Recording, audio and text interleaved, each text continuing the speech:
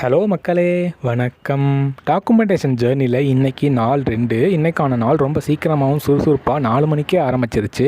நானும் சீக்கிரம் எழுந்திரிச்சு குளித்து ரெடி ஆகிட்டு போகிற வழியில் ஒரு டீ கடையில் நின்று ட்ரெஸ் செக் பண்ணிவிட்டு காஃபியை குடிச்சிட்டு ஒரு 6:30க்கெலாம் போக வேண்டிய இடத்துக்கு போய் சேர்ந்துட்டோம். அங்கே போயிட்டு எங்கள் ரிலேட்டிவ்ஸ்லாம் பேசிவிட்டு நான் ஒரு இடத்துல அமைதியாக ஐக்கியமாக இருந்தேன். அங்கே நம்ம பையன் ஒருத்தன் ரொம்ப நேரமாக என்னை குறுகுறுன்னு பார்த்துட்டு இருந்தான். திடீர்னு என்ன யோசிச்சான்னு தெரில, நம்ம பக்கத்தில் வந்து நின்றுட்டு விளையாட ஆரம்பிச்சிட்டான். நானும் போகிற வரைக்கும் அவன் கூட தான் விளையாண்டுட்டு இருந்தேன். போகிறப்ப அவனுக்கு ஒரு பாய் சொல்லிட்டு நெக்ஸ்ட்டு பிளேஸ்க்கு கிளம்பிட்டோம்.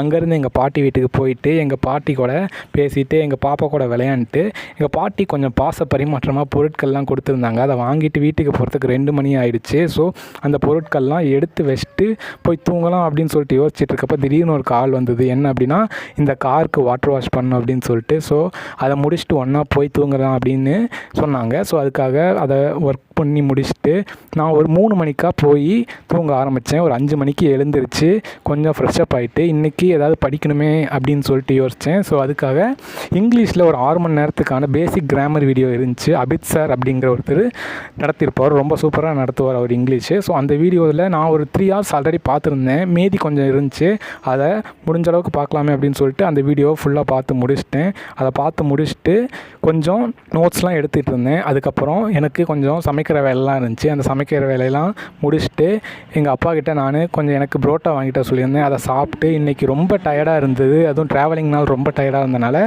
நான் சீக்கிரமாகவே ஒரு 10 மணிக்கு சாங்ஸ் கேட்டு தூங்கிட்டேன். நன்றி.